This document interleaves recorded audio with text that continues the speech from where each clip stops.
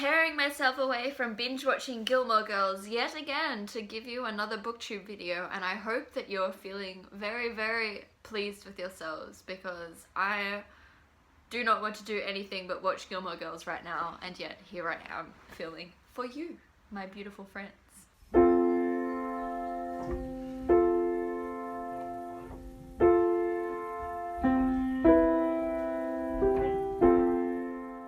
Anyway, let's pretend that I'm not bitter about the lack of Netflix in my life right now, so that I can bring you another February reading video. And this one is about my annotation system when reading books, because just felt like I might share it with you. And now that I've really gotten far more into reading actively and trying to make proper notes on the books that I'm reading, I've discovered that there are far too many sticky notes on the books once I've read them for me to just remember everything in my head, and I've had to start writing in the books as I read them. And originally this was quite a struggle for me, because I used to be very much against writing in books, but since I started writing in books, I've become very much an advocate for it. Anyway, I'm not going to try and explain to you why I'm an advocate for writing in books now, because that's not what this video is about. But I will put some links to some booktube friends of mine who have made videos about it, some up here and some down here. And they can explain to you why they think that writing in books is not as much of an unforgivable sin as you might originally have thought it was. So what I tend to do when I am reading a book nowadays is to use a combination of sticky notes and writing in the book itself. So I use 5 different categories of things that I look out for when I'm reading books, and each of those is assigned to a specific sticky note. Currently I'm using these cheap dollar store sticky notes because I tend to use more than one pack per book because of how many notes that I'm taking depending on the book that I'm reading. Before that, and on books that I particularly like that are classics, I like to use these sticky notes, which are by a Korean company called Iconic, and I think they are just absolutely gorgeous. This one has a little teapot on it.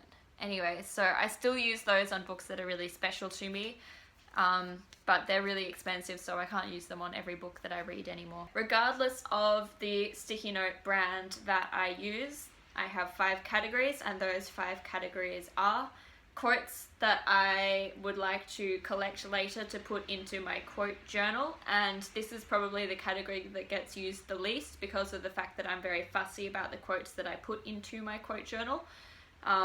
Anyone who's watched my 5 quotes tag will understand that, because I do kind of explain a little bit about what makes a quote special enough to put into my journal in my eyes. Anyway, green is plot points that are particularly important in the book. So if a book is more plot based or with more plot twists, I'm more likely to use a lot of green notes. Yellow is for literary themes, motifs and devices, so anything that kind of makes it a literary classic or something that a literature student would study is marked in yellow. Pink is for either characterization or development in relationships, so a point at which a character shows a new facet of their personality or perhaps develops a new point in their relationship with another person, which doesn't necessarily have to be romantic. And orange is for other, basically, so this is anything that I've marked down that might be relevant to another thought that I've had, either perhaps from another book or just something else that I've been thinking about recently, that this book kind of has a quote that sums that up or sums up something of interest to me. I will mark with the orange tags. So essentially what happens is when I reach a point in the book that I think is particularly important or that I would like to make a note of, I will either underline that quote, or in this case I think I circled it. You can't really see it very well, but it's there. I've circled it, and then I will write in the margins my thoughts on it, and then I will flag it with the appropriate sticky note so that I know when I'm looking back later, if I'm looking for themes or motifs, or if I'm looking for characterization points, I can just flick to those particular colored sticky notes and read all of the notes that I've made about that category after I finish the book.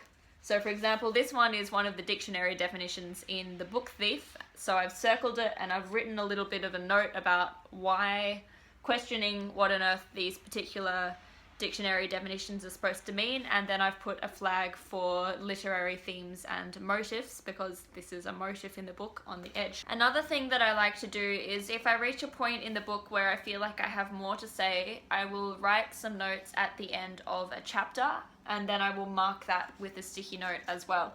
So here I've got some notes. You can't really see it very well because I write in pencil, written up here and also on this sticky note.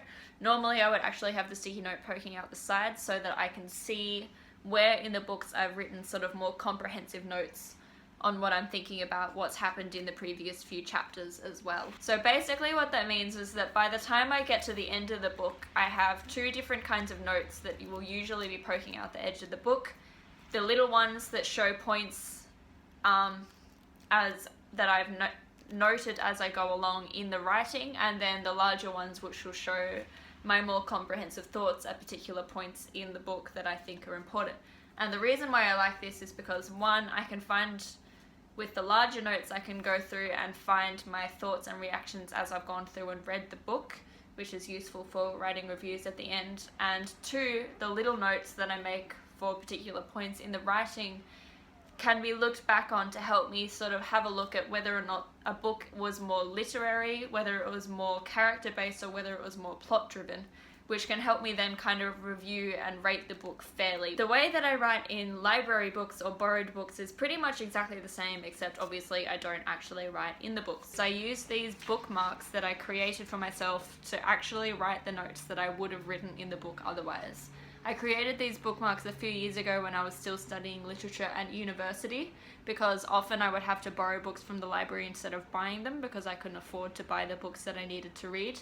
And I created these bookmarks so that I could note down all of the information that I needed to write down for the book that I was reading. So the front page is usually all of the stuff that I would need to write in references or bibliography, so like title, author, page number, publishing information, and then any other notes on the book. And then the back is usually just all of the quote information, so I would write down the quote that I found was particularly important, or the first and last lines of a passage if it was a longer passage, and then I would write down the thoughts that I have about that quote on the bookmark underneath the quote itself. So I used to do this because then when I had to return the book to the library, I could take out all of the bookmarks that I had put in particular points, and I would have a record of the points in the book that I had written down notes on and the pages that were on, so that if I had to write an essay on that book, I wouldn't have to stress about finding the book from the library again. I had all of the information there. Now this is obviously what I did for a very long time.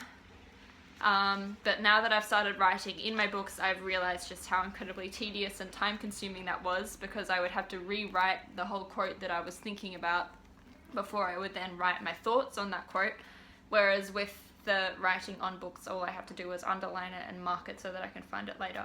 Anyway, I did a lot in this book. So the other thing that I did, by the end of it, I got very bored with writing out the bookmarks, and I started just writing on the sticky notes themselves. So these are basically the points where I would have underlined and written in the margins of a book and then noted with a sticky note, and instead of doing that, I've actually just written on a sticky note and left it hanging out the sides so that I can find the notes that I've written down, that I would have written down in the margins later. So that's pretty much a summary of how I annotate my books as I'm reading them. And now, because I like to read in a lot of different places, I keep everything in this little annotation bag. So I've got my sticky notes, both kinds of sticky notes go in there. And I also have a selection of the bookmarks in there for library books that I'm reading that I don't want to write in, along with a mini ruler and a pencil, and also some spare bookmarks. And this basically becomes my book reading buddy. Really, my book buddy in a bag. Let me know in the comments what you do if you ever feel like making notes on your books, whether you just use sticky notes, whether you just underline, whether you write notes in the margins, whether you use a combination of all of them.